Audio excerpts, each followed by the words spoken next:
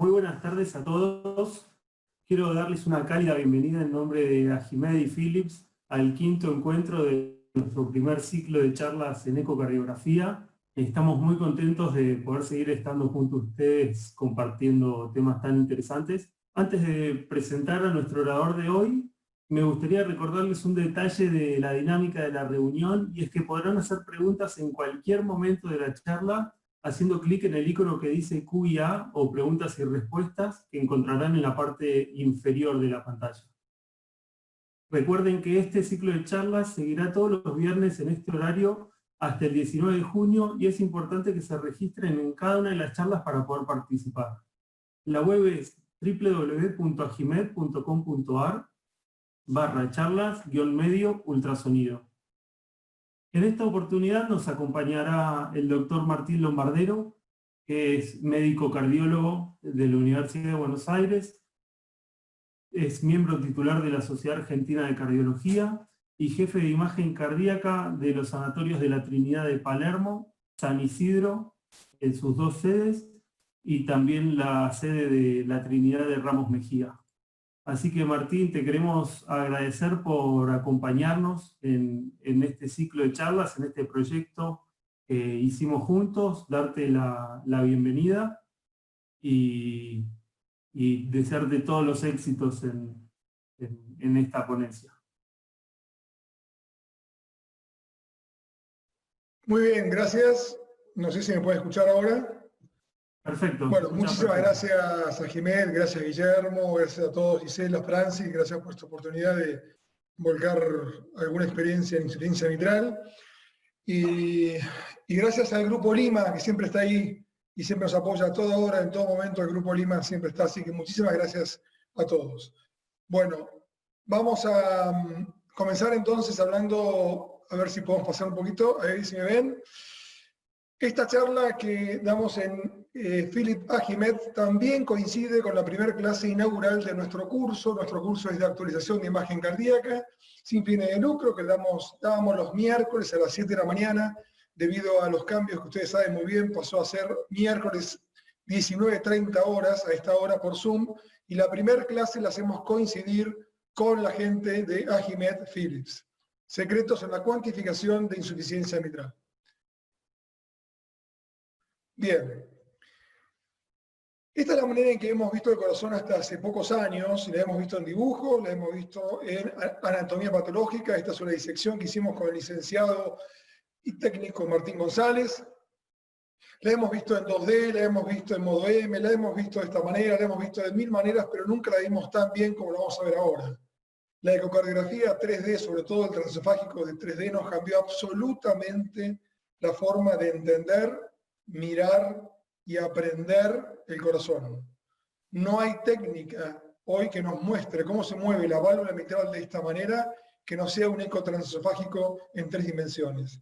Y fíjense si no es así, que les muestro esta ruptura de cuerdas tendinosa a nivel de la válvula anterior, y aquí se ve perfectamente bien la ruptura de cuerda tendinosa a nivel, y es prácticamente la misma imagen, y me coloco en el mismo lugar para que vean que me estoy colocando en la posición de los ojos del cirujano, y es casi lo mismo. O sea, no hay técnica de imagen cardíaca que evalúe mejor en vivo, en el momento, in situ, el aparato mitral y la válvula mitral como lo hace el eco transesofágico 3D. ¿Por qué digo todo esto? Porque mucho de lo que vamos a hablar ahora fue desenmascarado por el eco transesofágico 3D. Seguimos en esta pequeña introducción. No voy a hablar de todo el aparato mitral, no voy a hablar de lo que está en los libros, de ninguna manera voy a hablar de eso. Voy a ver esta pequeña introducción nada más, que me parece que es muy novedoso para todos, y nos metemos directo en cuantificación. Aquí lo que estamos viendo es otra vez uno de nuestros preparados anatómicos. Esta es la válvula anterior, y miren cómo se ve desde el ventrículo izquierdo. Aquí estoy a nivel medio ventricular, este es el tracto de salida del ventrículo izquierdo. Y esta es la vista desde la aurícula izquierda, donde veo la válvula anterior y la válvula posterior. Esta es la misma imagen, y miren ustedes la relación estrecha que hay, por eso lo llamo tracto aórtico mitral, donde por aquí pasa el aparato fibroso, del corazón. Aquí tenemos la válvula aórtica, todo esto sería la fibrosa mitroaórtica, y aquí entonces tenemos lo que se llamaría un anillo que tiene dos tejidos, con lo cual, si ustedes conocen algún anillo que tenga dos tejidos y llame anillo, cuéntenme, porque esta parte pasa todo el esqueleto fibroso por aquí, con los trígonos que se ven acá, miren cómo se ve el trígono blanco ahí, y por este lado pasa toda la parte muscular, y tiene, con lo cual es un anillo con dos tejidos, con lo cual no es un anillo, y el anillo mitral en realidad sirve para cuestiones didácticas y para que lo opere el cirujano, pero en términos reales el anillo mitral no existe, ni tampoco tiene contractilidad per se. Sigamos. En este preparado anatómico que hicimos con el licenciado Martín González, alias El Moncho, vemos que esta es la valva anterior, y miren ustedes, las cuerdas no van al cuerpo de la valva, ni a la base de la valva, van a la zona rugosa. Y de la zona rugosa, aquí vemos cómo van hacia los músculos potentes, músculos papilares potentes. Miren la diferencia. Este es un corazón de cerdo de 3 meses, que es lo más parecido al corazón nuestro, en cuanto a tamaño inclusive. La única diferencia que vimos es la orejuela, que es un poco más grande, izquierda. El resto es igual. Miren cuántas cuerdas van del músculo hacia la pared, que no tienen nada que ver con... Muchas veces en el ecocardiograma, cuando hacemos y vemos esas cuerdas que van de un lado para otro, que llamamos falsos tendones, o demás, está lleno de ese tipo de cosas. Bien, bueno, y aquí vemos exactamente lo mismo, donde otra vez hablamos del tracto aórtico mitral, que es esto que está aquí, y cómo toda la sangre en la parte posterior se acomoda hacia la parte anterior junto con la sangre anterior y van todos hacia el tracto de salida, que es más chico, que soporta 10 veces más presión que el tracto de entrada del ventrículo izquierdo. Esta imagen no la ven en ninguna técnica de imagen que no sea con ecocardiograma 3D. Cuantificación de insuficiencia mitral, nos metemos de lleno. No voy a hablar de otra cosa que no sea de esto porque no hay tiempo. Si quieren, un día hacemos un simposio de mitral y hablamos 5 horas de todo. Ahora nos metemos en cuantificación, que es secretos de la cuantificación de insuficiencia mitral. Esta es la forma típica de clasificar la cuantificación de la insuficiencia mitral en los libros y en los papers. Esta es la forma que hemos estudiado, con signos específicos, signos de soporte y signos de cuantificación. Y entre los signos específicos teníamos área de jet, vena contracta, el flujo por PISA, el flujo reverso de la pulmonar, los signos de soporte, la onda espectral de llenado mitral, la onda densa y triangular y la dilatación de cámaras izquierdas, todo eso es muy importante, y la cuantificación que tiene que ver con el área, el orificio orbitante y el volumen orbitante, que viene de ¿dónde? De aquí, del flujo de convergencia proximal. El flujo de convergencia proximal es un poco la madre de esta medición. Y yo le preguntara a ustedes qué hacen, me dirían, hacemos todo, como hacemos todos, muy bien, ¿y a quién le doy más importancia de todo esto? Bueno, yo creo que seguramente más de uno me va a decir una cosa diferente, ¿no? Pero seguramente la mayoría me va a hablar del método PISA. Esta es la forma que a mí, en persona, me gusta más clasificarlo. No es de esa manera, sino es de esta. ¿En qué momento de la sístole estoy cuantificando? Si en un frame, en un instante de la sístole o en toda la sístole. Los métodos que usamos todos los días y que aparentemente son el gol estándar, como la vena contracta y el ORE por PISA, son métodos que cuantifican en un solo frame. O frame es un cuadradito del video que estamos viendo, en un instante de la sístole. No me cuantifican en toda la sístole. Sin embargo, los métodos que me cuantifican en toda la sístole, y ahora sí no hablo solamente de eco, no hablo de resonancia, hablo nada más que de eco, los métodos que me cuantifican en toda la sístole terminan siendo no tan confiables como es el tracto de entrada del ventrículo izquierdo, el flujo del tracto de entrada menos el flujo del tracto de salida del ventrículo izquierdo. Ustedes saben bien que no resulta ser tan confiable. No sé si ustedes lo hacen o no, pero está escrito en todas las guías y en todos lados como que habría que hacerlo. Ahora vamos a ver cuán verídico o cuán real es todo esto. Entonces, de los dos métodos, los que cuantifican en un frame o en toda la sístole, yo me quedaría más con los que cuantifican en toda la sístole. Sin embargo, debido a la poca confiabilidad, me tengo que basar en los que cuantifican en un frame. Y los que cuantifican en un frame son aquellos que se basan en el flujo de convergencia proximal. Este dibujo animado, que fíjense que lo hice en el año 2003, está en el canal Volver, lo pueden encontrar, cuando hacía dibujos animados, explica rápidamente, muy simplemente, qué pasa entonces cuando el flujo se acerca a un orificio circular, que se pone en capas concéntricas a la misma velocidad, o sea, aumenta la velocidad y luego se ponen a la misma velocidad, y forman esta hemisfera, entendiendo que este orificio es circular. Este es el flujo de convergencia proximal que tiene este honguito y un cuello. ¿Sí? Bien. Entonces, antes de ponerme a hablar del flujo de convergencia proximal en sí, del PISA, les cuento antes los 5 errores que vamos a tomar, y el primer error no tiene que ver con el PISA, con el flujo de convergencia, sino tiene que ver con esto que vamos a ver acá, que es medir el área de insuficiencia mitral.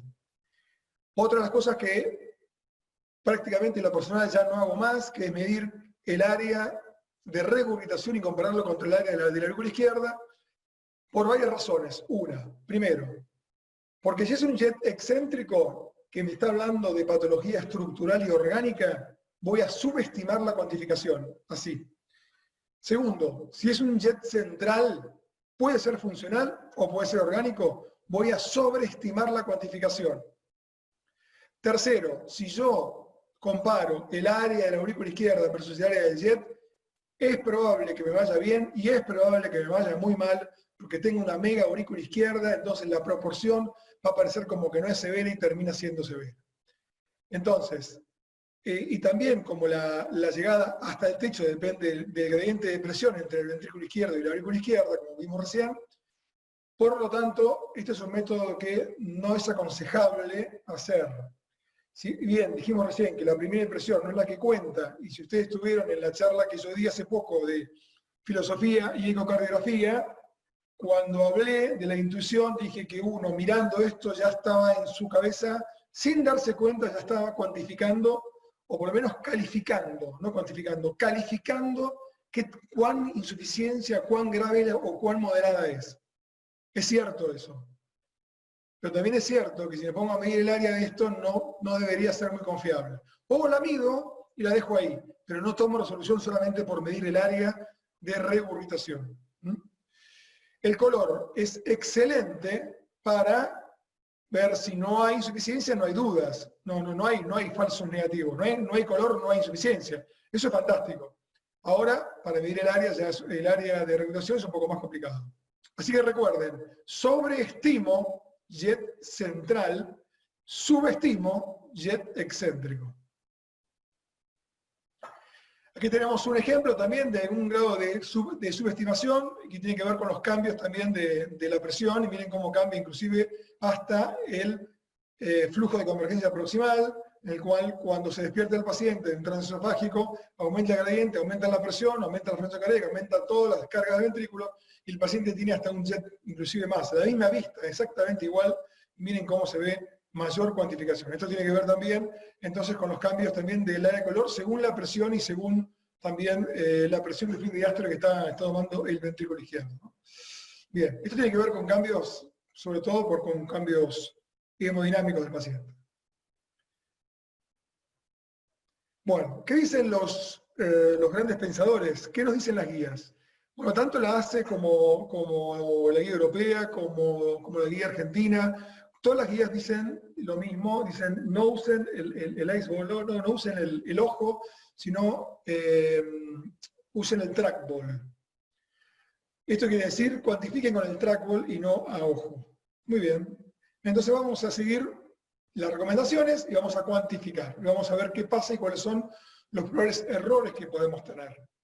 La búsqueda de errores tiene que ver fundamentalmente que cuando yo entiendo dónde están las debilidades de un método, me voy a equivocar menos. No es una búsqueda de error por el error en sí misma, sino, vuelvo a decirlo, la búsqueda de error no por buscarla, sino porque cuando sé las debilidades del método, cometo menos errores en el informe, en la cuantificación, y estamos hablando de pacientes que van a una indicación quirúrgica, inclusive. Bueno, la madre de la cuantificación entonces es el flujo de convergencia proximal. Ahora sí vamos a lo que estábamos hablando antes, el honguito con el cuello. Y yo les pregunto ahora, y Gisela, si estás ahí, me pongas una encuesta, a ver que rápidamente todos voten. ¿Qué mide el PISA? ¿Área del orificio regurgitante? ¿El área anatómica del orificio regurgitante? ¿El área de la vena contracta del Lore? ¿O el área de la hemisfera del Lore? Rápidamente, esto es anónimo, y háganlo dinámico, voten y vemos, vamos viendo. Porque vamos a explicar bien qué es el Lore, de dónde viene el Lore, y cómo hacemos para sacar y entender el orificio regurgitante sin necesidad de aprender de memoria la fórmula. Esa es la idea de esta clase también. Y ver dónde están los errores. ¿Qué nos dio? Bien, área de la hemisfera del Lore, 48%. Área del orificio regurgitante, está bien, 35%. La respuesta correcta, ¿saben cuál es? Área de la vena contracta del orificio regurgitante efectivo. Esto es fantástico, chicos, porque esto nos da la idea de que las formas en que estamos enseñando a veces medicina, o en este caso ecocardiografía, no son las adecuadas. Porque la inmensa mayoría de ustedes saben hacer un PISA bien. Sin embargo, no sabemos qué estamos midiendo. Esto es buenísimo. Vamos entonces a explicarlo bien esto. Según el modelo del PISA, y ya lo vimos antes, cada vez que se acerca, a ver, espérenme que vamos, esperen que vamos para acá, vamos acá. Discúlpenme, hubo un error de cálculo, ahí está. Vamos acá. Según entonces este modelo que estamos hablando, si nosotros entendemos que el PISA es ni más ni menos que una ecuación de continuidad igual que la estenosis aórtica, vamos a entender todo y esta clase va a servir. ¿Qué estoy diciendo? Cuando ustedes miden área de la válvula aórtica, están midiendo el área de la vena contracta, el área efectiva de la válvula aórtica, no el área anatómica. ¿Y cómo lo hacen? Área 1 por velocidad 1 tiene que ser igual a área 2 por velocidad 2. Despejan área 2 y les queda la fórmula. ¿Qué es la ecuación de continuidad? Bueno, el PISA está basado en la ecuación de continuidad. Mírenlo. Aquí lo que estoy viendo es cuando el flujo se acerca a un orificio circular, ¿sí?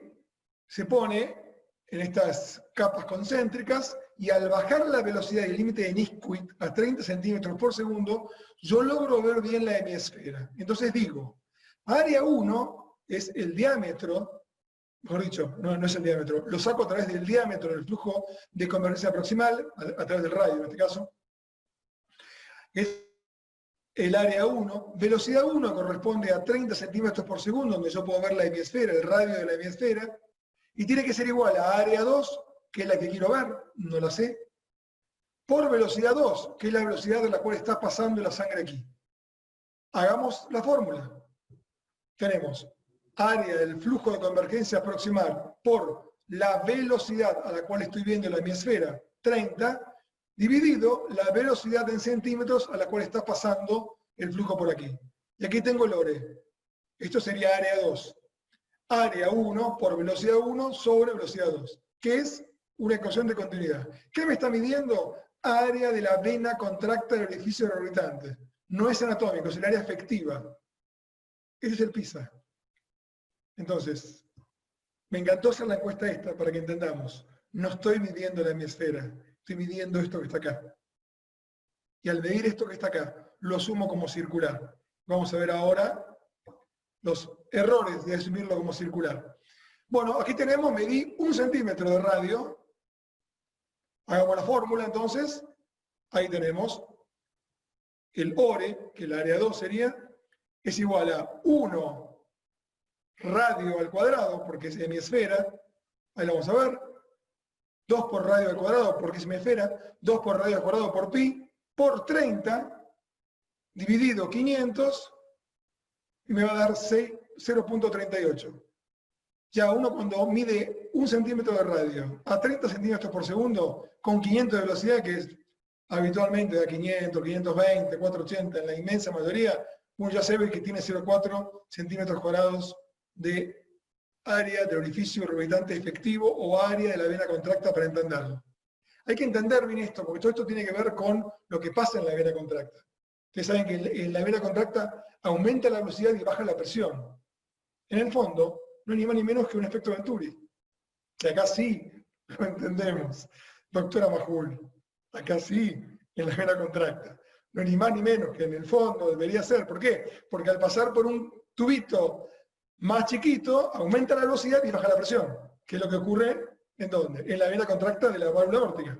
Esto es otra vena contracta, es lo mismo. El tema que no puede responder la doctora Majul. Bueno, dijimos que era una hemisfera. Bueno, lamentablemente no es una hemisfera y tiene formas, como están viendo ustedes acá.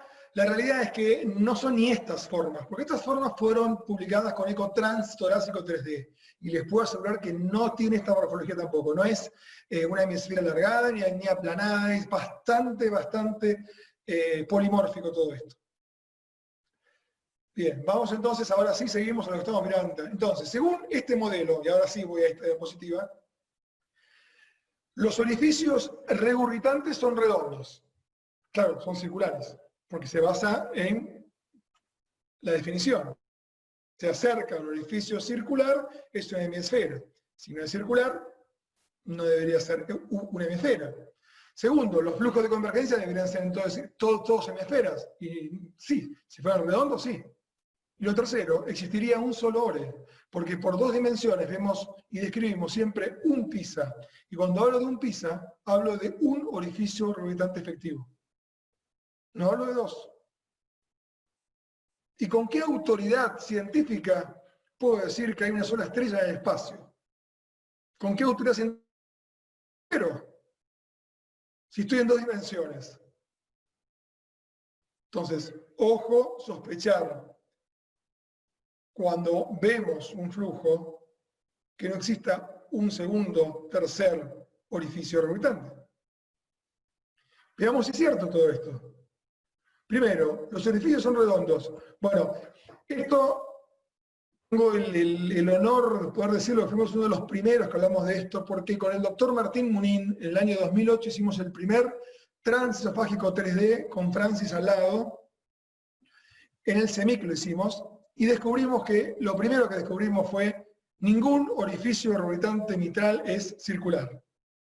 No encontré un solo orificio circular, con lo cual el PISA es una falacia ecocardiográfica porque está basada en una premisa errónea, que es que el orificio es circular. No es circular. Vean ustedes qué morfología tiene esto, qué morfología tiene este orificio, qué morfología tiene este orificio y qué morfología tiene este orificio. Es el más parecido a algo circular y no es tampoco circular. Entonces, en la medida en que no haya orificios circulares, ojo con la cuantificación.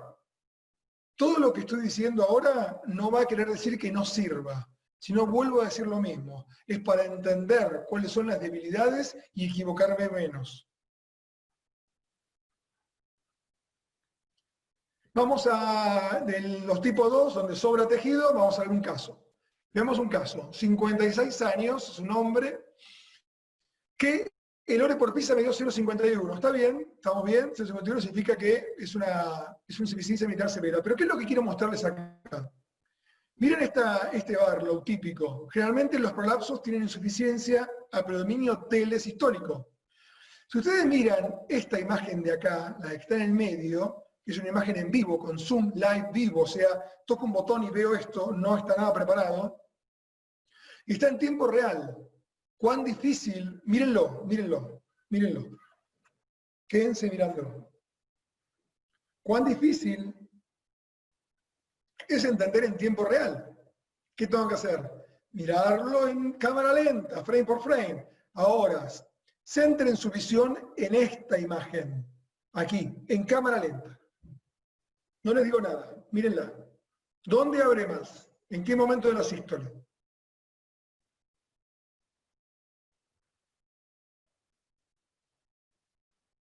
Perfecto.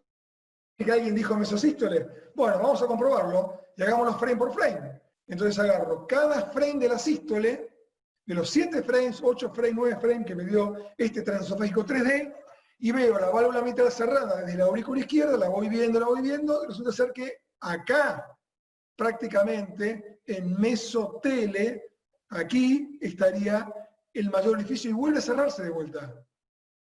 Entonces, ¿dónde voy a medir el PISA yo? Donde mejor lo veo. ¿Y dónde mejor lo veo? Orificio mayor. ¿Y cuál es el? Y no lo sé, porque en 2D, rápidamente, cuando veo el honguito, ahí freno. Que justo cuando veo el honguito del flujo de convergencia, es el momento de más insuficiencia. Porque rara vez la insuficiencia mitral es continua, a un volumen continuo, porque el orificio va cambiando, sobre todo en patología orgánica.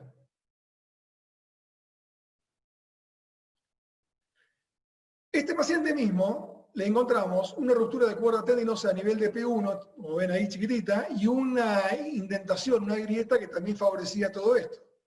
Y ustedes miren cómo es el flujo de convergencia proximal en 3D, toman 3D, y esto sería la vena contracta, entonces todo esto sería lo que hay que medir en planos ortogonales diferentes, ¿no? Y aquí se ve perfectamente bien, y qué claro se ve, flujo de convergencia proximal con la vena contracta y la insuficiencia mitral para acá. Y acá, miren qué interesante, este es el orificio anatómico, que podríamos medirle, creo, y ya se mide con el nuevo equipo, con el EPIC, que con el CBX ya se puede medir, con el nuevo transmédico 3D, en vivo así, hay una forma de, habría que corroborarlo esto, pero sí se puede medir, y poniéndole el color, obviamente que sobreestimo el orificio, por supuesto. Esta imagen es la misma que esta, con color y sin color. Muy interesante entender que yo también estoy sobreestimando, que tampoco es la realidad total. Entonces, acá sobreestimo y acá es la realidad. Entonces yo acá podría medir el orificio orbitante real. Miren qué lejos de algo circular. Y segundo, ¿dónde lo voy a medir? Porque si corto en un plano anteroposterior, lo voy a medir acá. Muy bien, donde más ancho está. Si yo cortar en un plano intermedio, lo mido acá. Y si la vena contracta la corto así, entonces voy a medir mucho, pero si la corto acá, voy a medir poco. Y aquí tenemos uno de los problemas y de los errores que hacemos habitualmente en el día a día. Porque estoy en 2D. Porque no tengo forma de saber dónde estoy alineado, salvo que entienda que la vista, 2 cámaras, equivale a la línea intercomisural y que 3 cámaras equivale al plano anteroposterior de la válvula mitral. Y más o menos ahí puedo estar situándome. O sea, así como nacimos con el eco en la mano, aprendimos resonancia y nuestro cerebro comenzó a pensar en modo resonancia. Hablamos hasta de eco real, ¿sí?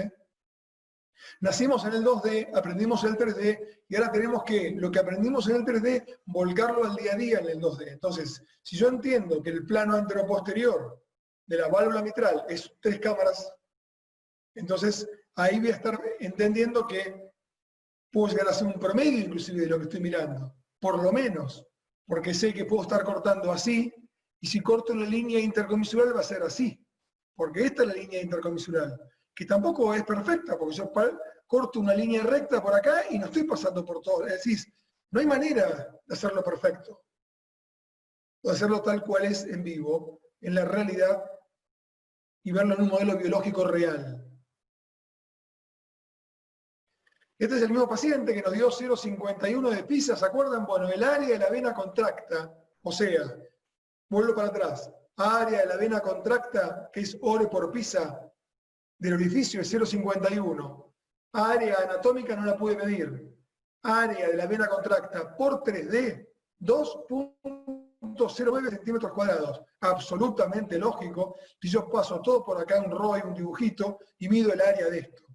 Sin ninguna duda me va a dar 2 centímetros cuadrados de área. Es una insuficiencia mitral muy severa, no es severa. Bien.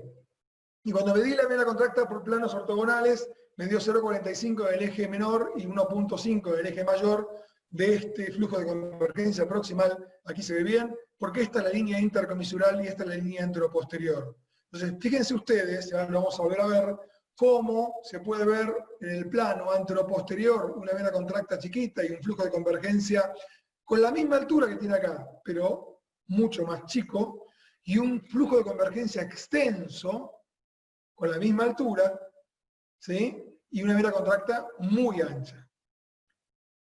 Hicimos un índice de esfericidad y lo publicamos para demostrar que lo que estamos viendo era real. No hacía falta hacerlo, pero hay que pasar a modelos matemáticos lo que uno ve para poder contarlo y para poder presentarlo. Y por supuesto que nos dio que ningún orificio era circular y que la diferencia en el índice de esfericidad nos dio todo mayor de 1, 2.08 fue el promedio, más menos 0.72. Bueno. Y ahora vamos al flujo de convergencia, si son o no hemisferas. Bueno, ya dijimos que no eran a través del transtorácico 2D. Aquí vemos que esta es una hemisfera achatada, pareciera ser como esta. Pero miren esto que les voy a mostrar ahora. Esto también lo vimos con un 3D. Este es un flujo de convergencia proximal, este es un flujo de convergencia proximal, y este es el corte. Este corte, no sé si lo llegan a ver, pero tiene la morfología del símbolo de Batman, del murciélago de Batman. Corto por acá el flujo de convergencia proximal, a ver qué morfología tiene interna, porque yo lo estoy viendo, ¿no? Y bueno, y obviamente va a tender a simular o a copiar el orificio que va a tomar. ¿Se entiende lo que estoy diciendo? Por lógica. El flujo de convergencia proximal, repito, va a intentar tomar, que no lo veo yo así, no lo veo en 2D y me cuesta verlo en 3D también, pero va a intentar tomar la morfología del orificio que va a atravesar la vena contracta de ese flujo de convergencia proximal. Si fuera circular la vena contracta, o mejor dicho, si el orificio fuera circular, la vena contracta sería circular. Y no estoy hablando yo de esto, estoy hablando de otra cosa. Porque podría tomarlo de cualquier plano que me va a dar lo mismo, me va a dar siempre lo mismo y me va a dar bien. Miren qué fantástico sería que la vena contracta del orificio sea así, o el orificio sea así. La vena contracta que pasa acá va a ser circular. Lo mide donde lo mide y me da lo mismo. Como acá no es circular, entonces cuando cambia un poquito el plano, cambio el traductor, ya me va a dar una cosa diferente. Por eso tenemos tanta divergencia al medir vena contracta y de ver PISA entre nosotros mismos. Por eso hay tanta variabilidad de interobservador. Habría que ponerse de acuerdo dónde medimos. Bueno, las guías hablaron un momento, ya vamos a hablar de vena contracta, de dónde medir y dónde no medir. Igual no es fácil, porque siempre tendemos a medir donde mejor lo vemos. Caso número 2, miren esta C y B operada en forma lejana, es un paciente de 57 años, con una valva anterior realmente bastante elongada, grande, ahí puede ser un festón prolapsante, ahí, pero no es un prolapso típico. Hay una falta de aposición clarísima, hay una retracción de valva posterior y hay una dilatación de lo que es el anillo mitral por 2D, que es realmente gigante, la valva es enferma, y el jet, ¿dónde está el jet? Aquí está el jet.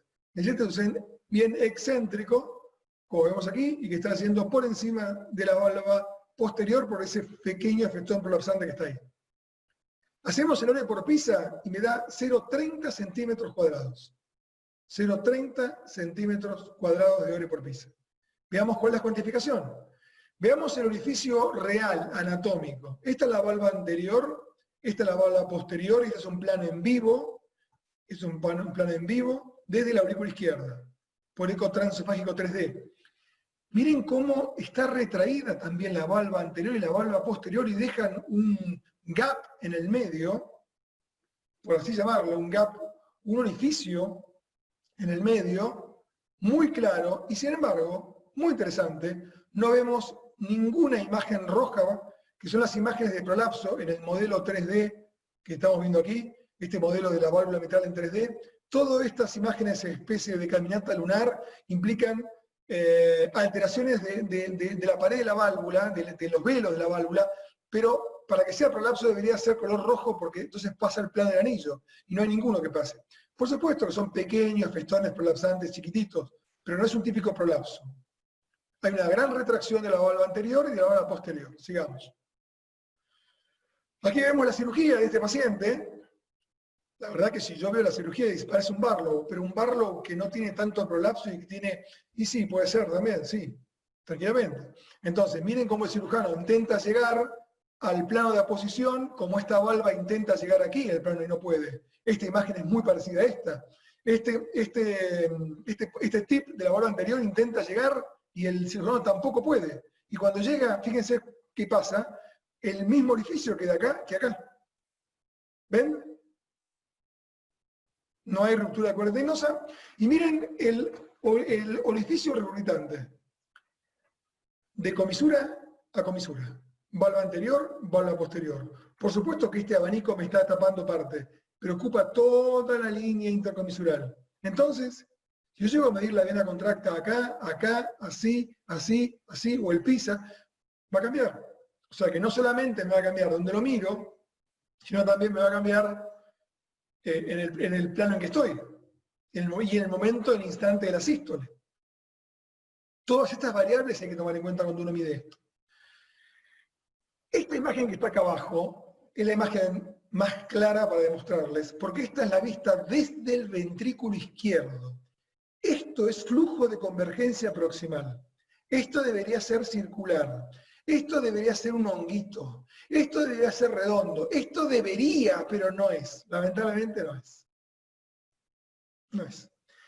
No es ni parecido. Ni siquiera es parecido en sí mismo uno al lado del otro, porque todo tiene una morfología diferente, porque va a depender, como le dije antes, del orificio anatómico. El flujo de convergencia proximal, esto, va a intentar ir copiando como puede, se va a hacer vena contracta, y se va a meter los glóbulos rojos,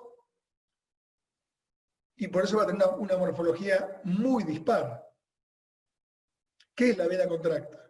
Es cuando la sangre, los glóbulos rojos se tienen que poner, y encima tienen la posibilidad, porque son flexibles, se ponen como pueden y pasan por ahí. Entonces eso es vena contracta, se contrae la vena, pues de ahí se llama vena contracta.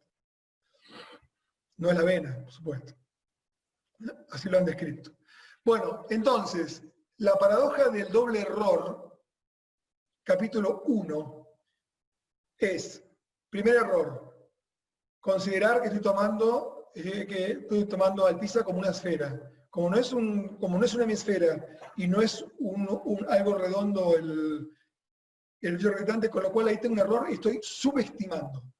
Pero, como yo les demostré que uno generalmente mide cuando ve el honguito, y el honguito lo ve en el momento de la sístole que mejor se ve, y ahí lo mido, porque creo que ahí lo veo mejor. En realidad ahí lo que está pasando es que tengo más insuficiencia, entonces ahí estoy sobreestimando. Infraestimo porque lo sumo como redondo. Sobreestimo porque lo tomo en el momento que mejor lo veo. Por lo tanto, neutralizo el error. Doble error significa que neutralizo el error.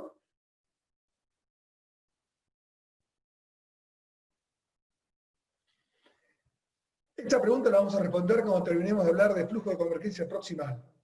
Nos falta la pregunta número 3. Vamos para atrás. Si existe un solo orificio regurgitante como informamos en el 2D. Veamos este caso muy fácil de ver.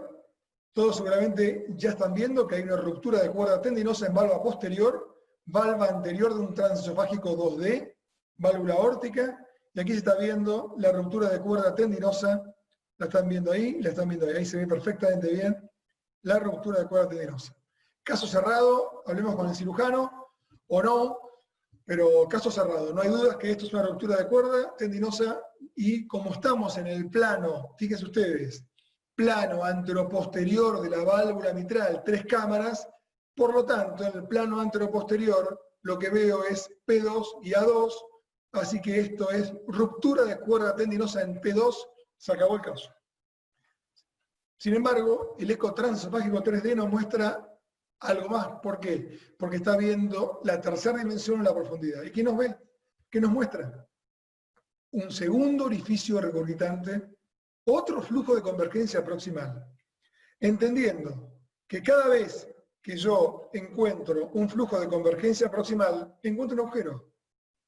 una comunicación interauricular, una comunicación interventricular. Siempre que en nuestro cuerpo haya un agujero, la sangre va a ser exactamente lo mismo. Se va a acelerar, va a ser la capa concéntrica, va a ser, depende del orificio, por supuesto, pero va a ser siempre lo mismo. Entonces, yo tengo dos flujos de convergencia, tengo dos agujeros, dos orificios orbitantes. Y tenía uno que era con un jet excéntrico por encima de la valva anterior, que es el de P2. Ok, ¿y este central dónde salió? Aquí tengo la ruptura de cuerda, valva posterior, P2. Y este salió de aquí.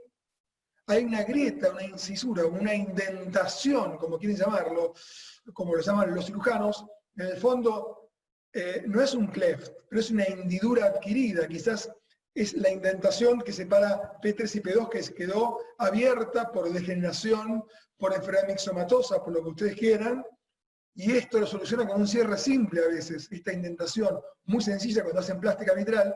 Y miren ustedes qué claro, cómo se ven los dos totalmente independientes, con lo cual yo mido el radio de aquí y el radio de acá y tengo dos orificios. Sería área de la vena contracta 1, PISA 1, ORE 1, como quieran llamarlo, y área 2. Porque miren cómo corto ahí el central, y no, aquí, perdón, el jet central, y aquí el jet lateral. Aquí el excéntrico y aquí el céntrico. ¿Y qué me da? Y me da esto que ven ustedes aquí. Me está dando dos ORE, que cuando le pregunté al doctor Roberto Lang si los sumaba y los ponía en el informe, me dijo, en realidad se quedó callado un rato y me dijo, no lo sumes. No me parece prudente que lo sumes, pero describirlos y ponerlos por lo menos por separado. Bueno, es lo que estoy haciendo. Sí, con toda razón del mundo no tiene sentido sumar esto. Yo acá lo sumé y lo que hice fue, lo que hago es informarlos en forma separadas y decir, bueno, un orificio tiene esta área y el otro tiene esta área y nada más. Por supuesto que hay que meterse en la piel del que va a recibir el informe y contarle, si tengo dos orificios de 0,30, obviamente que puede ser una insuficiencia mitral severa, aunque no llegue a 0,4 cada uno. Es obvio que eso no está en ningún lado, pero por una cuestión de sentido común. Otro caso, miren ustedes cómo se ve esta válvula mitral mixomatosa, es enfermedad de Barlow, típica. No hay dudas, yo creo que esto es muy fácil de ver, lo estamos viendo todos.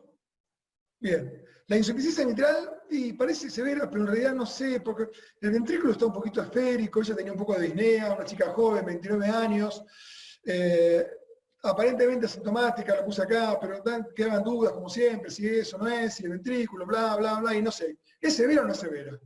Bueno, viene con informes de moderada, informes de moderada severa y con informes de severa. Hicimos el transesofágico y miren lo que pasó. 3D. Miren, si estos orificios anatómicos del eco 3D en vivo no corresponden a esta vena contracta y esta suma, miren cómo dibuja perfectamente bien la vena contracta este orificio anatómico. Esta vena contracta dibuja este orificio anatómico y esta vena contracta dibuja este orificio anatómico. 1, 2, 3. 1, 2, 3 y 4 le diría, porque en el fondo acá hay una sinergia de flujos. Esto si lo veo de frente, si lo veo en la línea intercomisural, esto que está acá. Ahora, si lo veo en el plano anteroposterior, por eso informaban que era moderada, porque por me toman esta vena contracta. Esta es la cirugía del paciente, esta es una enfermedad de Barlow típica, miren los orificios y búsquenlo acá. Este orificio corresponde acá, este orificio correspondería acá, con mucha imaginación. Bueno, si hacen eco tienen que tener imaginación, si no dedíquense a otra cosa, porque si no tenemos imaginación en eco, estamos perdidos. Miren ustedes cómo se ve una válvula totalmente mixomatosa, pues un chicle, sin ruptura de cuerda, esta es la válvula anterior, y ahí se ven los orificios, como pueden verlo, y así lo miraba el cirujano. Ese que está ahí, ese que vimos acá, es este, porque está la vista de la aurícula. Todo esto es prolapso y prolapso, válvula anterior y posterior. Esta paciente fue a una cirugía de reparación mitral y, como suele suceder en estos casos de muchísimo tejido sobrante, se reparó y el tejido sublevante, ¿dónde fue a parar? Al tracto de salida del ventrículo izquierdo. Volvió a entrar en bomba de vuelta, se hizo una retracción de la bala posterior, se quitó todo lo que estaba y la paciente quedó con su válvula nativa, pudo embarazarse y hoy goza de buena salud. Este es otro paciente, un paciente rarísimo que tiene doble ruptura de cuerda tendinosa o más. No es una cuerda, ¿no? Obviamente. Hablamos de ruptura de cuerda realmente. Hablamos de ruptura. Bueno, esta en trompa elefante, esta que está acá, a nivel de A1, esta en forma de antenas de marciano, 1 y 2, como ven ustedes acá, en P2, todo esto genera una insuficiencia mitral, por supuesto severa, sin dudas. Lo que quiero mostrarles en este caso, cómo se ven los flujos de convergencia proximales cuando hacen una sinergia.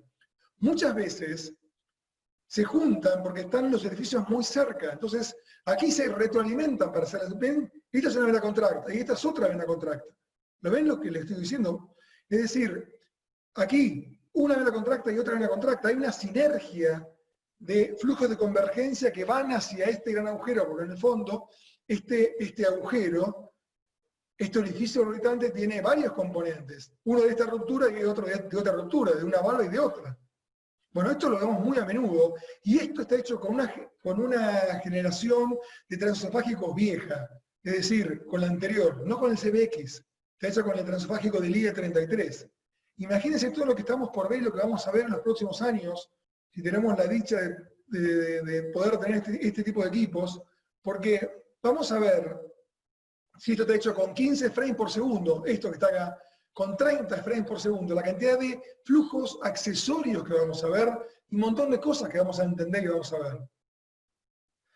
Hicimos un trabajo científico en el cual en 27 pacientes que fueron a cirugía, le hicimos a todos 3D, fueron a cirugía por insuficiencia mitral pura, en marco de una estrategia quirúrgica, plástica o reparación, todos con el mismo cirujano, y vimos que había un 40% de los 27 pacientes con los viejos transesofágicos 3D tenían doble, triple flujo de convergencia que se podían ver y separar y medir, no como el que estaba recién, que estaba sinergiado, como el primero, que se podíamos medir uno por uno, ¿sí? 40%. Y cuando medimos el área de la vena contracta, o mejor dicho, el ORE por PISA, 2D, ORE por PISA, 2D, transtorácico, transesofágico, no hubo diferencia en el ORE por PISA. Pero sí hubo diferencia cuando yo lo medí contra el área de la vena contracta en 3D, que es el ORE por PISA, y viene me dio 0,82. Y si le sumo más orificios, me da 0,92. Esto dijimos que no se debe hacer, me quedo con el mayor de todos los orificios. Bueno, el mayor de todos los orificios contra el mayor de todos los PISA que veo en el 2D, hay una diferencia importante, como ven ustedes aquí.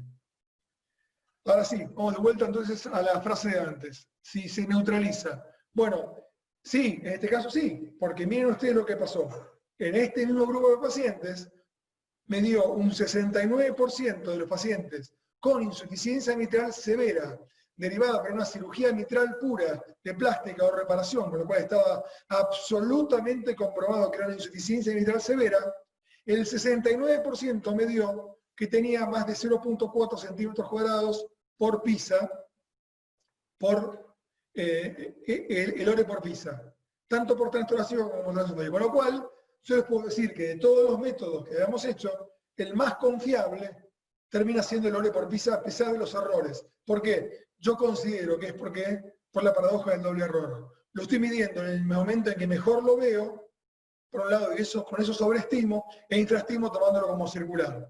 Y como la altura del flujo de convergencia, a pesar de no ser una hemisfera, es más o menos parecida en todo el trayecto, más o menos parecida, entonces ahí puedo decir que de todos los métodos que hicimos, el método que mejor nos dio fue el ORE contra pacientes comprobadamente con insuficiencia mitral severa.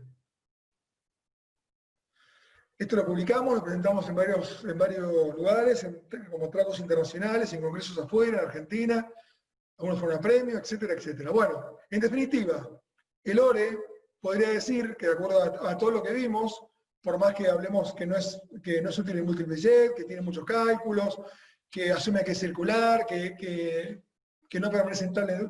Bueno, todo lo que vimos recién, le podemos poner 3 estrellas sobre 5 en nuestra forma de calificación, y Entender que también, un dato interesante, que si veo un flujo de convergencia realmente importante, con 60 centímetros por segundo de línea de Nisquist, entonces directamente no hace falta ni medir, digo que se verá. Cuando ustedes ven el flujo de convergencia sin setear nada, con el setup que viene el equipo, y lo ven realmente bien, es difícil que no sea severo eso. Es importante también. Bueno. ¿Qué diría entonces el grupo de notables? Nos diría esto que tenemos ustedes acá. La verdad es que le pegaste al PISA, pero termina siendo el único más o menos confiable, y que el cambio vendrá cuando podamos medir la morfología por 3D del ORE, del flujo de convergencia por 3D entero. Lo podemos medir, creo que va a ser uno de los momentos cúlmines de la cuantificación de la insuficiencia mitral. Bien, ahora vamos a la vena contracta. Gisela, ¿me pasás por favor la encuesta? ¿Dónde medimos la vena contracta? Bueno, ¿dónde mide la vena contracta? En el eje largo parasternal izquierdo, en 3 cámaras, en 4 y 2 cámaras, en 3 y 2 cámaras, en el eje largo parasternal izquierdo y 4 cámaras. Eje largo, que es la línea anteroposterior, un 15%, 3 cámaras, un 5%, 4 y 2 cámaras, 44%, muy bueno. Y 3 y 2 cámaras, 10%, y eje largo y 4 cámaras, 30%. Gisela, creo que lo más fantástico de toda esta clase es la encuesta. Porque ahora vamos a entender otra vez dónde está nuestro error. Nuestro error es no entender cuáles son los planos ortogonales del 2D. Recuerden que los planos ortogonales son 3 y 2 cámaras. 2 cámaras es plano intercomisural y 3 cámaras es plano anteroposterior. Con lo cual, si yo les pido que midan en planos ortogonales y no en planos intermedios como el 4 cámaras, la respuesta es 3 y 2 cámaras. No importa lo que digan la guía, ni la guía europea, ni la guía de Asia, ni la guía de Marte. Planos ortogonales donde hay que medir es 3 y 2 cámaras. Donde debería medir o donde consideramos que deberíamos medir. Durante mucho tiempo se eligió el eje largo parasternal izquierdo o el 3 cámaras, que es más que lo mismo, que es el plano anteroposterior, con la creencia que si no estábamos sobreestimando, es cierto, pero acá subestimamos. O sea, subestimamos el eje largo y sobreestimamos en la línea intercomisural, que es 2 cámaras. Vamos a los ejemplos. Gracias, Gisela. Bueno, aquí tenemos entonces el cuello que hablábamos recién, del flujo de convergencia proximal, que no se ve en múltiple set, ni mucho menos, nos sirve para esas cosas, sirve solamente para ver cómo estamos viendo acá, y este es un plano cercano al anteroposterior porque es casi 3 cámaras, ¿sí? Bueno, entonces, ¿qué es la vena contracta? Ya lo explicamos, el cuello de estrechez que está justo por debajo del flujo de convergencia proximal. Y es que realmente, la vena contracta es lo que realmente está pasando por el orificio anatómico, es la sangre que está pasando por el orificio anatómico. Estaría menos influenciado por factores técnicos y nos enamoramos mucho de la vena contracta, porque dijimos qué bueno, se mide rápido, no depende de cálculos, no depende porque encima, recuerden ustedes que para medir el ORE por PISA hay que tomar en cálculos diferentes, en ciclos diferentes, perdón. O sea, tomo una cosa, después tomo otra, después tomo otra. En cambio acá, un solo ciclo de RR, medí, listo. Realmente nos enamoramos mucho de la vena contracta. Y se decía que había que medirla en el plano anteroposterior. Bueno, veamos un poquito ahora, esto no lo vamos a ver, porque puedo animado, pasamos rápido. Ah, esto sí. Entonces, midiéndolo en el plano anteroposterior, 7 milímetros de vena contracta, si yo lo paso a área, multiplicándolo por pi, me da 0,38, que es más o menos lo que tiene, o es lo que tiene, un ORE cuando es severo, más de 0,4. Claro, siempre que sea todo circular. Siempre que el cuello sea circular, que el orificio sea circular, porque si no esto no es tan así. Entonces, ¿cuál es el error número 3 que vamos a ver hoy? Es qué fácil sería si el cuello fuera un círculo perfecto. No es un círculo perfecto, porque el orificio no es un círculo. Aquí van a entender bien lo de los planos ortogonales del 2D pasados al 3D. Miren detenidamente esta imagen que yo les voy a mostrar ahora. 2 cámaras. Este es un eco transesofágico. No importa, es lo mismo. 3 cámaras. Miren la vena contracta de 3 cámaras y la vena contracta de 2 cámaras. Miren el ancho del flujo proximal en 2 cámaras y miren el ancho del flujo de convergencia proximal en 3 cámaras. Entonces, es claro que acá estoy sobreestimando y acá estoy subestimando. Veamos entonces cuál es el plano de esta válvula mitral, que esta es la válvula anterior, acá está el plano anterior, acá está el plano posterior, esta es la línea intercomisural. Vamos a ver qué pasa cuando yo aprieto y veo dónde está esta imagen acá plasmada. Veamos. Bueno, al revés. Tenía que haber apretado. La hice mal. Es al revés. 2 cámaras corresponde a esta línea intercomisural y 3 cámaras corresponde al plano anteroposterior. Rojo, rojo anteroposterior, verde, verde intercomisural. Por eso es que aquí se ve más ancho, porque estoy partiéndolo así, y aquí se ve más angosto, porque lo estoy partiendo así. Salvo que sea un clef, cuya hendidura se profundiza en la válvula anterior, la inmensa mayoría de los casos, entonces, el plano anteroposterior me muestra la menor vena contracta, y el plano intercomisural, la mayor vena contracta. Veamos un caso ahora con eco transesofágico, un caso típico, que se ve siempre, por eso les digo, que siempre que ven jet excéntricos, subestiman. Ruptura de cuerda tendinosa de válvula posterior, esta es la válvula mitral, válvula anterior arriba, válvula posterior. Miren cómo se ve, está magnificado por el mismo eco, esto es una especie de artefacto del 3D, se ve un poco más chico en vivo, pero no importa. P2 con su ruptura de cuerda tendinosa. P2 con su ruptura de cuerda tendinosa, flujo de convergencia proximal, vena contracta el cuello y luego el jet excéntrico por encima de la válvula anterior. Lo que vemos habitualmente. Midamos la vena contracta, 5 milímetros, listo. Doctor cirujano, no es severa, no lo opere porque me da 5 milímetros. No hay que medirla ahí, porque miren cómo se ve acá y miren cómo se ve cuando lo mido en el eje mayor. Este sería el eje menor, y el plano ortogonal de este eje es este que es el eje mayor.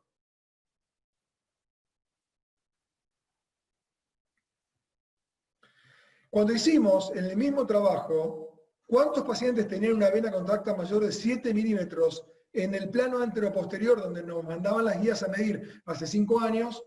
Vimos que solamente el 19% de pacientes que tenían claramente insuficiencia mitral severa tenían más de 7 milímetros de vena contracta en el plano anteroposterior, o sea, 3 cámaras o eje largo para esternal izquierdo. Solamente 19%. Con lo cual acá dijimos que lo mejor era medir promedio, y el promedio que hay que medir, por eso volvemos para atrás, es este, el de entre 2 cámaras y 3 cámaras. Y hoy por hoy las guías lo han puesto y lo ponen como 8 milímetros de promedio entre 2 cámaras y 3 cámaras, que es exactamente igual a como nos dio a nosotros. Ahora se lo voy a mostrar, 8 milímetros. Aquí, miren, cuando yo mido la vena contracta por transtorácico versus transesofágico, siempre en el plano anteroposterior, si no, estoy midiendo en cualquier lado, no, el plano anteroposterior. Sí, un plano.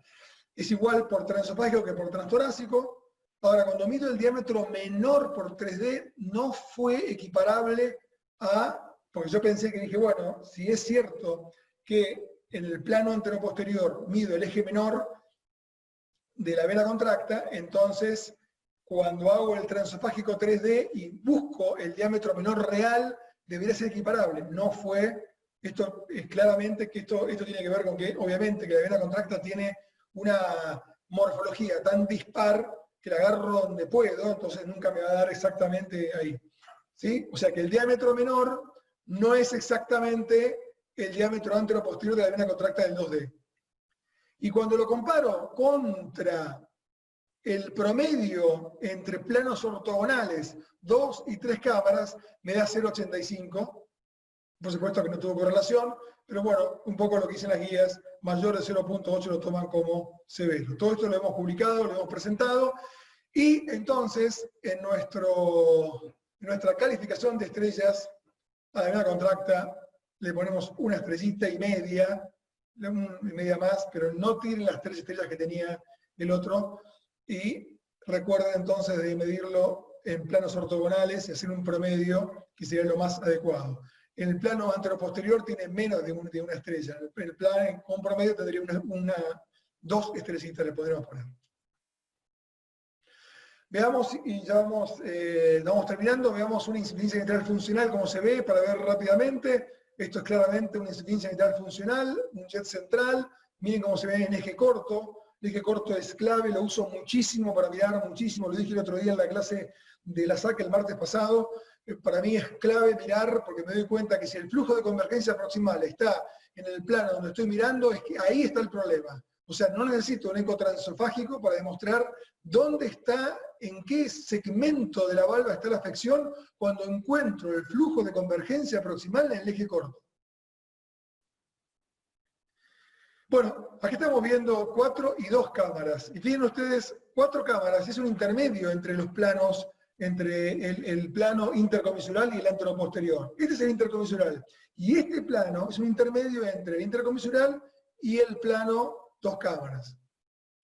Miren lo que pasa en todas las sístoles en este paciente, y esto es 2D. Miren cómo va variando. No lo vemos con el ojo en vivo, nos cuesta mirarlo.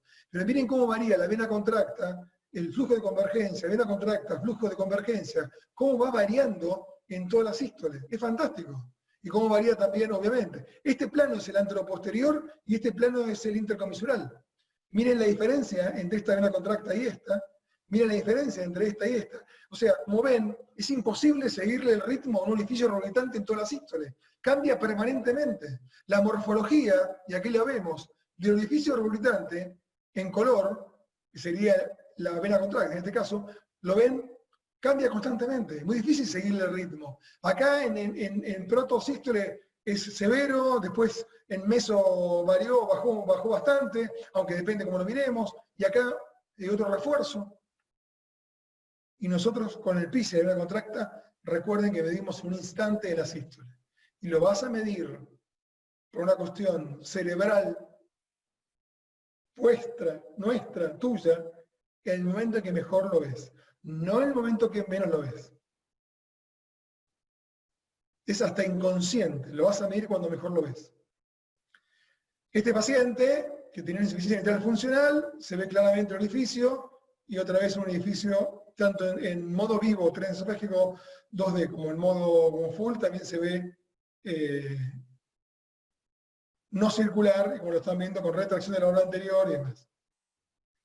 Y de este caso lo que quería mostrarles es que miren aquí en este momento de la sístole donde yo estoy midiendo, se ven flujos accesorios que refuerzan la insuficiencia mitral. Entonces, si yo mido una vena contracta aquí, no estoy midiendo este flujo accesorio o este flujo accesorio, que seguramente con los nuevos transesofágicos, repito, esto fue hecho con el IE33, con el CBX, con todo lo nuevo, la cantidad de cosas que podemos llegar a ver como estas, por ejemplo, y ver mejor la cantidad de flujos accesorios que sinergian el flujo de convergencia proximal y me hacen una insuficiencia mitral más severa. Esto es interesantísimo para entender muchas cosas de la insuficiencia mitral. Bien, vamos terminando con el error número 4. El error número 4 es, en este caso, la paradoja del doble error 2, episodio 2, temporada 1, porque ya vimos la paradoja del error, y ahora me meto con el anillo mitral. Ustedes saben que el anillo mitral no es redondo, no es plano, lo voy a pasar muy rápido porque no hay tiempo, así lo medimos por 2D. Veamos este dibujito. Lo que hago es plano anteroposterior, me voy al plano intercomisural, aquí lo tengo, hago un promedio, lo paso a área y digo que es un círculo, no tomo en cuenta la altura, con lo cual muy lejos de lo que sería el anillo mitral, de lo que sería el anillo mitral como lo entendemos, porque vuelvo a decir, no existen términos anatómicos reales. ¿Cómo lo mido con 3D? Bueno, la mejor forma que tengo de medirlo para ver la silla de montar es con 3D. Acá tengo el cuerno anterior, acá tengo el cuerno posterior, y voy tomando punto por punto, voy dando vueltas, todo el aparato mitral, todo lo que corresponde, y voy marcando punto por punto los planos. El plano fibrótico del anillo, el plano muscular del anillo, y eso debe ser que tiene altura, tiene doble cuerno anterior y cuerno posterior. La línea intercomisional es la más cercana al ápex, la más baja. Acá estoy en un transesofágico, esto es el techo. Acá estoy superior, acá estoy inferior, acá están los pies. Entonces, aquí está el cuerno anterior. ¿Y qué mido? Plano intercomisural y veo diámetro intercomisural. Plano anteroposterior, diámetro anteroposterior, altura y mido el área. Ahora van a ver, el área tomando en cuenta la altura y demás. Con lo cual, es la mejor forma que tenemos de medir el anillo mitral. Ok, ¿para qué les cuento esto? Para ver por qué tenemos una doble paradoja cuando medimos flujos en el ventrículo izquierdo, tracto de entrada menos tracto de salida. Esto es para que, dos cositas nada más, morfología normal, cuerno anterior, cuerno posterior, morfología aplastada, aplanada, en insuficiencia mitral severa, y fíjense ustedes que este aplanamiento tiene que ver con mayor estrés de válvula, ¿sí? Y entonces la fuerza que está haciendo el ventrículo contra esta válvula lo va a vencer mucho más que esto, porque esta morfología tiene que ver con algo. Como todo lo que está en nuestro cuerpo y en nuestro corazón, esta morfología que tiene que ver con disminuir el estrés cuando el ventrículo se está cerrando y le hace mucha fuerza. 120 milímetros de mercurio en condiciones normales contra esta válvula. Contra esta válvula, con este pliegue, la va a soportar mucho más que esta. Por eso la insuficiencia mitral es una enfermedad progresivamente degenerativa y crea más insuficiencia per se, entre otras cosas. Bueno, les conté que entre las formas de cuantificación teníamos la mejor forma sería medir en todas las sístoles. Bueno, ok, ¿por qué no es confiable entonces? ¿Por qué yo no hago esto? Yo no lo mido más esto. Volumen del tracto de entrada versus volumen del tracto de salida, tomando en cuenta los anillos y como vimos con los defectos que tienen los anillos. Porque normalmente lo que tiene que ocurrir es que si yo mido volumen del tracto de entrada menos volumen del tracto de salida, me tiene que dar 0. Porque lo que entra tiene que ser igual a lo que sale y me tiene que dar un volumen residual. La gente que hace rezo, y me está escuchando el doctor Obregón, que está ahí firme escuchándome, él sabe que si hace volumen de entrada menos volumen de entrada en el tracto de entrada menos volumen de tracto de salida, le debería dar 0 y el mejor método de resonancia para esto. Ok, para hablar de volumen rubricante severo tiene que ser mayor de 60 mililitros, y aquí lo estamos viendo, entonces vamos a ver cuáles son los potenciales errores de medir volumen del tracto de salida y volumen del tracto de entrada. ¿Y dónde están los errores? ¿Y dónde está el doble error? Otra vez. Ok, lo asumo como circular, ya está. El tracto de salida lo mismo. Ustedes saben muy bien, diámetro del tracto de salida de 2 al cuadrado por pi, lo tomo redondo, no es muy redondo, y este peor, porque si a este lo asumo como circular, cuando es medio ovoide, pues ni siquiera es un óvalo perfecto, este encima tiene altura, peor todavía, o sea, el error es infinitamente mayor. ¿Qué hice entonces? ¿Qué hicimos? Ok, si el transesofágico 3D es el mejor método para medir anillo mitral, y el transesofágico 3D, junto con la tomografía, en ese momento, y en ese momento más, el eco 3D, es el mejor método para medir el tracto de salida, y compararlo, porque estoy midiendo el área del tracto de salida en vivo, en el momento, si yo lo puedo hacer. Entonces, hagamos una cosa, digamos frame por frame, las áreas de los tractos, frame por frame, todas las áreas de los anillos en diástole, esto es en sístole, hago un promedio de áreas en el mismo ciclo, promedio de áreas en diástole mitral en el mismo ciclo, y lo multiplico por la integral de flujo. Me tiene que dar 0. En pacientes normales, por supuesto. Encontré la forma que me dé 0. Veamos. Ok. Veamos cuánto me dio. Hicimos, lo medimos, esto no se lo voy a mostrar porque ahí está. Lo hicimos. En pacientes normales, cuando debería ser 0, y esto lo publicamos en la revista argentina de cardiología, cuando debería ser 0, nos dio 32 mililitros. O sea, tomando el mejor anillo mitral, que es por 3D, sin duda que es por 3D, y ahí no hay error en la medición, no hay tanto error, me dio 32 mililitros, y sin embargo, cuando lo mido por 2D, transtorácico, el peor de todos, me da 12, que es lo más cercano a 0. ¿Y esto por qué? Bueno, esto es por el doble error. No es en el anillo donde hay que medirlo. Miren ustedes dónde hay que medirlo. Ahora sí voy a mostrarle esto. Acá está en el plano del anillo mitral donde yo medí el 3D. Voy bajando, esto es el área, este plano azul es el área aquí abajo. Voy bajando, bajo, bajo, bajo, bajo, y llego hasta el último de todos, que me da 3,71, cuando el de más arriba me estaba dando 6,30 centímetros cuadrados. El anillo mitral arriba. Aquí abajo me da 3. Y aquí abajo es cuando me da 0. Entonces, no es el anillo mitral, porque el pulsado yo lo pongo acá.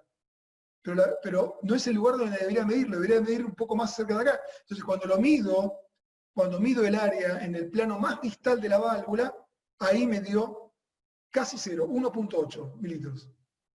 Entonces, es tan mala la medición del anillo en 2D, tan mala es la medición, que como no es el anillo donde tengo que medir, no me da tan mal. Otra vez, en este episodio 2, temporada 1, de doble error que se neutralizan, encontramos un doble error que termina neutralizándose. A pesar de esto, yo esto no lo hago, y si lo hago, le voy a creer si es como creo que es lo que tiene. Es decir, primero creo que es así, si es así, lo hago y me da así, si no, no lo pongo jamás, porque los errores de medición que tiene. Recuerden que cuanto más cálculos hacen, más chance de error tienen. Así que, otra vez, doble error que se neutraliza. Muy bien. Último error, ya terminamos. El número 5 sería, falta uno más, que no debe ponérselos, tiene que ver con se lo digo muy rápido, que también lo hicimos con Ruth y lo hemos evaluado, que es la velocidad de la onda E. Vieron que dice que en todas las guías figura que tiene que ser mayor de 1,4. Ok, cuando está, bárbaro. Pero cuando no está, puede ser severa, sí. Porque demostramos que cuando el anillo mitral es muy grande, por 3D, la velocidad es baja, es menor de 1,4. Y es lógico. Si yo tengo un anillo mitral un poco grande, la velocidad va a ser hiperflujo, me da 1,4. Pero si el anillo mitral es muy grande, es una gran cacerola enorme, la velocidad no va a ser 1,4, va a ser 1,1, 1,2 o 0,9. Y no por eso no es severa. Entonces, si les da más de 1,4 y ustedes creen que es severa, pónganlo. Pero no por tener menos de 1,4 va a dejar de ser severa. Y cuando pase eso, miren el anillo, que el anillo va a estar muy grande. Va a estar muy grande todo lo que es el plano de mitral, el plano ventricular y el plano auricular. Bueno, y el quinto error es no tomar en cuenta las cosas que para mí es clave, que es el remodelamiento de la aurícula izquierda. No hay insuficiencia mitral severa sin dilatación de la aurícula izquierda corregida por superficie corporal, de acuerdo a lo que ustedes quieran. Por supuesto, mucho más volúmenes que diámetro, el diámetro también. En fin, no hay insuficiencia mitral severa si no está remodelada la aurícula.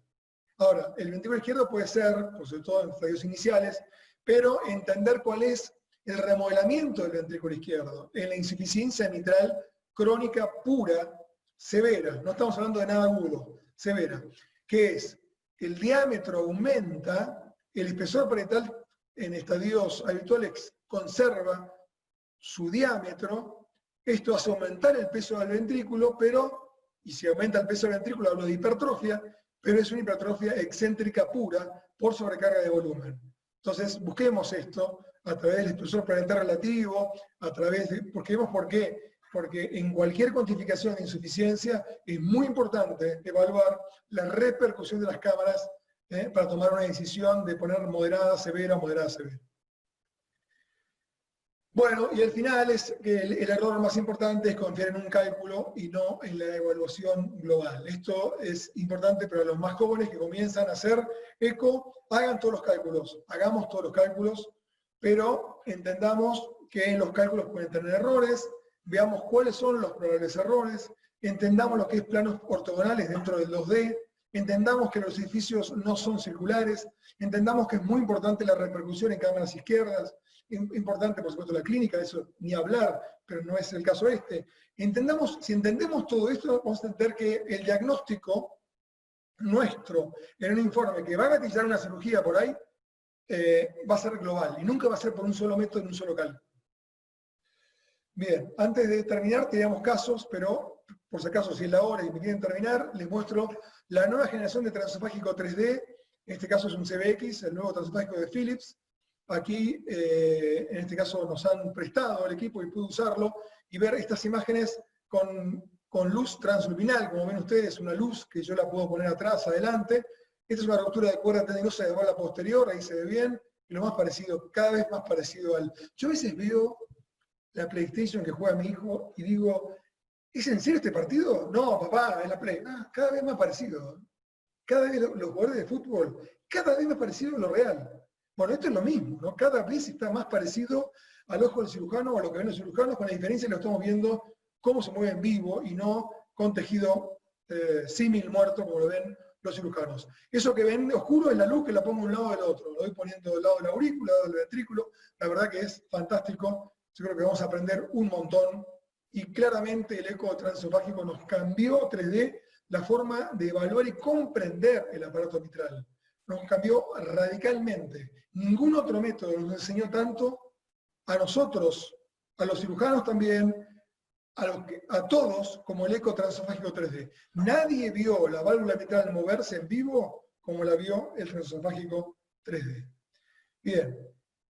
Y yo no sé si hay tiempo para más, le dejo este proverbio chino.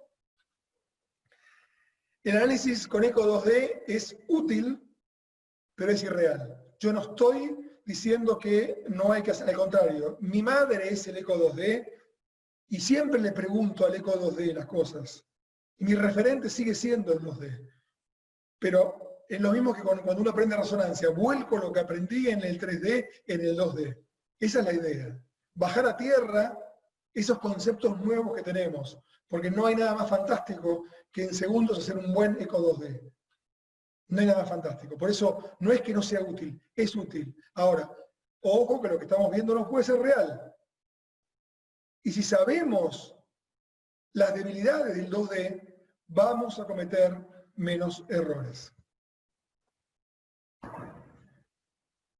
Me parece que hay muchas preguntas y estaría bueno comenzar a contestarlas, ¿te parece? Bueno, vamos. Bueno, acá hay un comentario y una pregunta. Deberíamos sumar todas áreas de orificio presentes, dice. En realidad deberíamos sumar. El problema es que si no podemos medir ni siquiera una sola de ellas bien, el error midiendo 3 se triplica. Además, cada orificio a su vez tiene un comportamiento diferente en función del tiempo. Orificio mayor en proto, meso o telesístole. Y es el problema siguiente. Agregado todo esto, es que no tenemos gol estándar. Un desastre total. ¿Quién puede ser patrón de oro de tu estudio? Esto te lo pregunta Miguel Bustamante Labarta, por eso lo menciono porque para que sepas de dónde viene. Vos sabés, cuando estaba escuchando la pregunta dije, esta debe ser de alguno que sabe mucho. Miguel, vos me enseñaste a mí eco. Uno de los mejores ecografistas de la Argentina fue el doctor Miguel, o es el doctor, fue, como estaba en Buenos Aires, digo yo, ahora está en Junín, el doctor Miguel Bustamante Labarta. Miguel, no hay gol estándar, imposible. Por lo menos con esto nos acercamos a decir, ojo con la vena contracta, ¿de dónde la medís? Y dentro de todo, el ORE por PISA, a pesar de no ser real, nos dio, comparado contra la cirugía, no contra el 3D, comparado contra la cirugía, contra una cirugía donde los pacientes realmente tenían insuficiencia mitral severa, todos pacientes para un cirujano, todos eran pacientes de Noyek, todos iban a plástica mitral, todos iban, entonces era clarísimo que estábamos ante una insuficiencia mitral severa, y nos dio que el PISA fue el mejor. El PISA fue el mejor método para cuantificar. El PISA por 2D. Obviamente, no sumamos, si vemos más de un orificio lo ponemos, todo suma, pero yo pienso lo mismo que pensás vos, no hay un estándar único, no hay, en eco. ¿Qué pregunta, Miguelito? Sí. ¿Se puede analizar una insuficiencia mitral si no tenemos 3D o deberíamos derivarlo a algún centro que tenga esa tecnología? No, se puede perfectamente con un 2D. Por ahí yo soy muy entusiasta y intento parecer como estoy convenciendo que todos tenemos que tener 3D.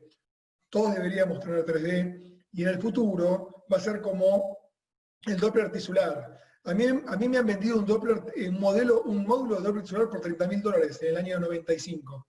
Hoy vienen con todos los equipos. El 3D va a venir de serie, es cuestión de tiempo, lo vamos a tener todos. Ok, no hace falta tener un 3D para hacer un diagnóstico bueno por 2D. La inmensa mayoría de estudios que yo hago son con 2D, no son con 3D. Ahora, si yo aplico y entiendo planos ortogonales que me lo enseñó el 3D, entiendo que la vena contracta no es circular, entiendo que un jet excéntrico siempre subestimo, entiendo que en un jet central siempre sobreestimo, entiendo todo esto, en mi cerebro van a entrar todos los cositos y no es una sola cosa, todo va a ser el informe. Primero describo todo y después en síntesis, de acuerdo a lo descripto, considero que tiene remodelamiento de la aurícula, tiene esto, tiene lo otro, demás, bla, y tiene todo, la insuficiencia mitral es significativa o es severa. Pero la inmensa mayoría de los estudios los hago en 2D. Lo que yo intento es bajar lo que aprendimos del 3D al 2D.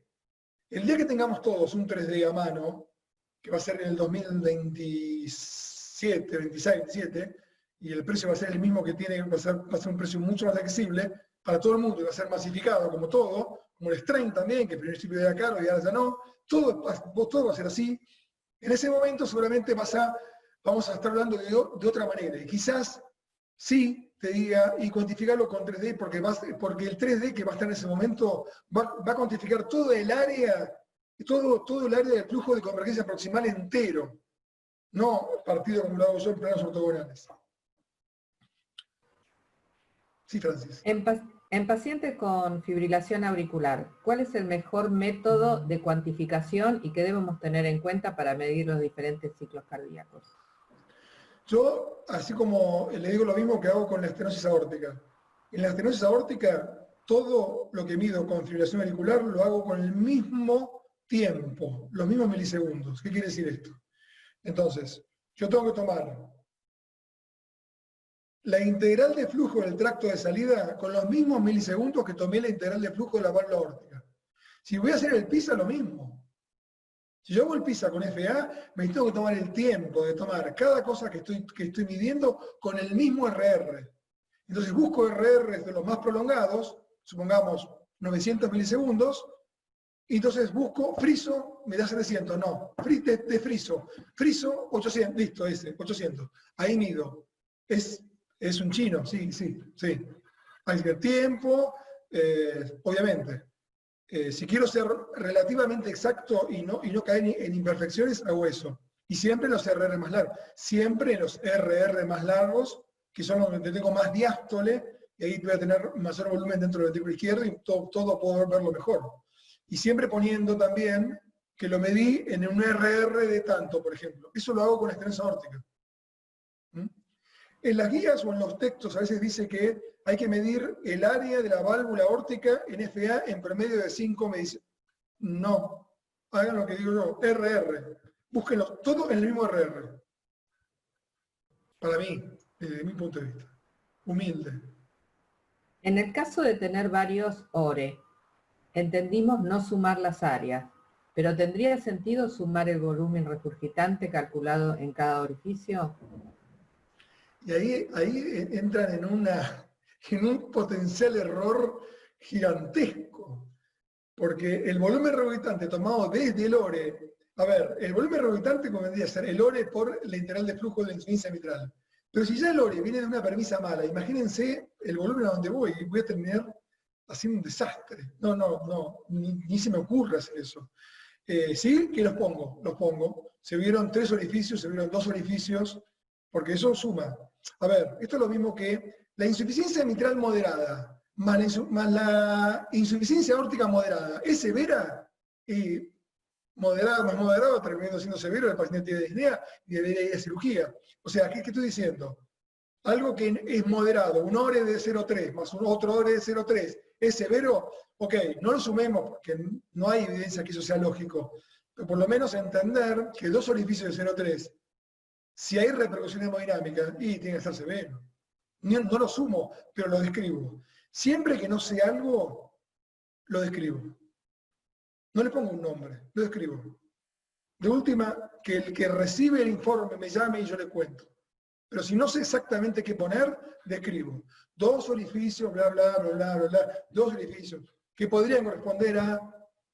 Pero no tiene 0,4, y pero son 2.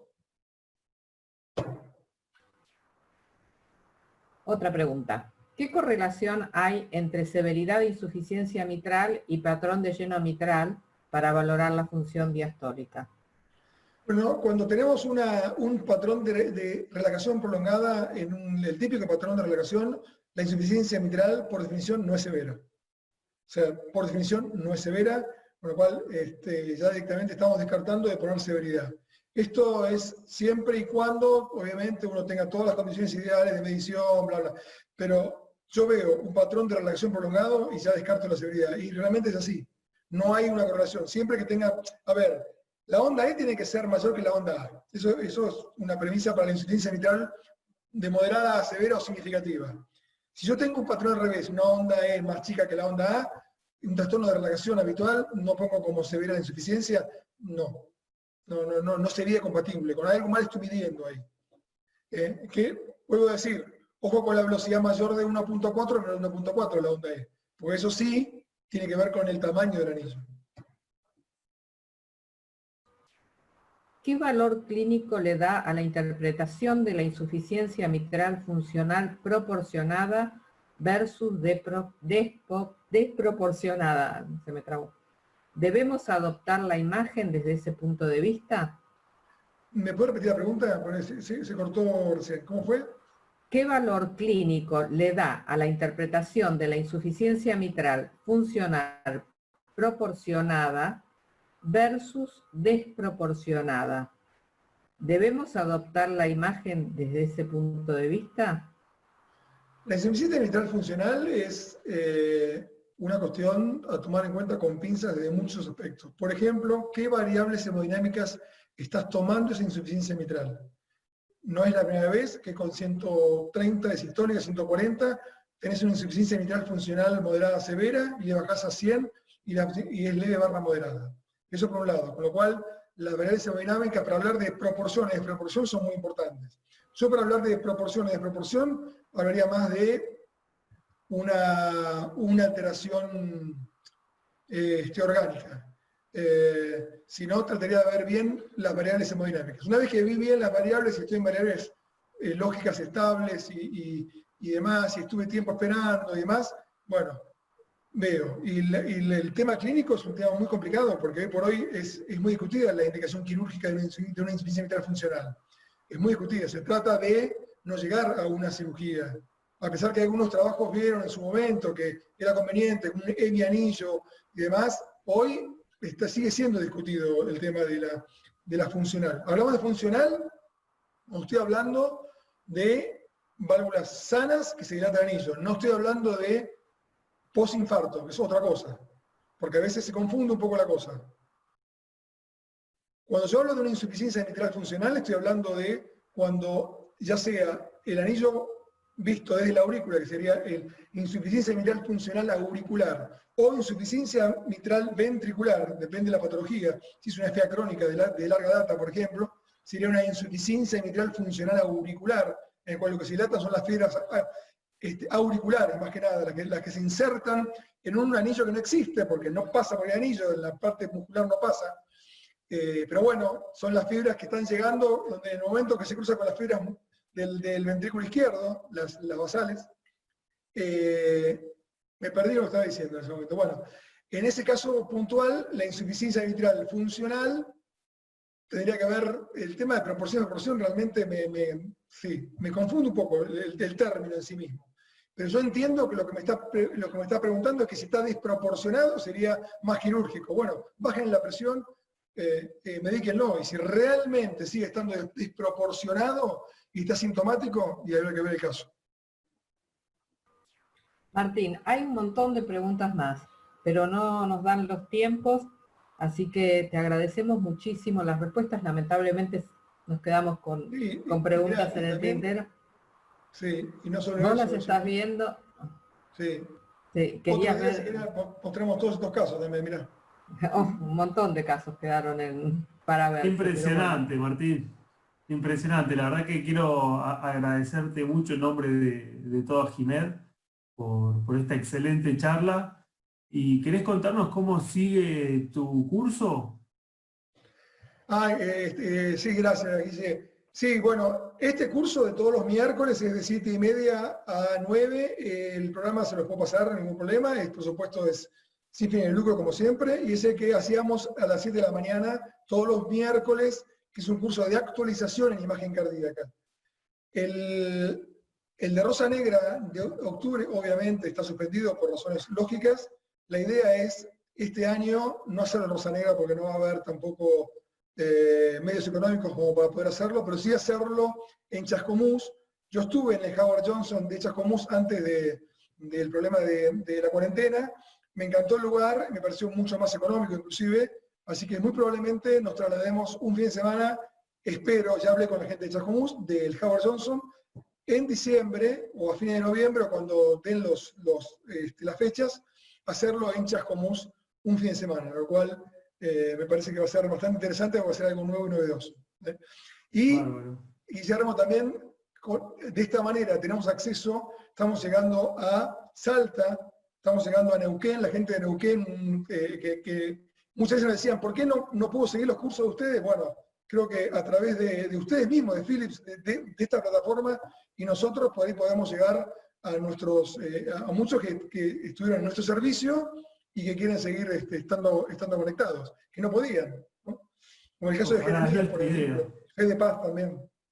Sí, es nuestra idea y vemos que hay muchísimos del interior conectados y a nosotros eso nos encanta, poder llegar a todos lados. De la pandemia, de este virus, de las pocas cosas buenas que nos van a quedar, va a ser este tipo de charlas con Zoom para llegar a la gente que no puede llegar, ¿no?